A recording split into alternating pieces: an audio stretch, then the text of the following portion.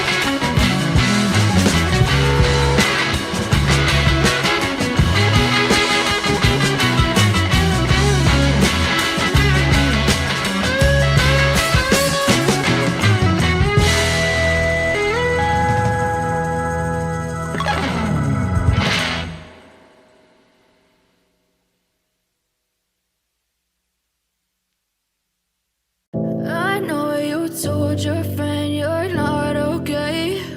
And tell me what's wrong and why you never said you felt that way. And guess you're trying to stay strong and fake a smile until I look away. But I've known you too long, it hurts to watch your blue eyes fade to gray as you fade away, as you fade away.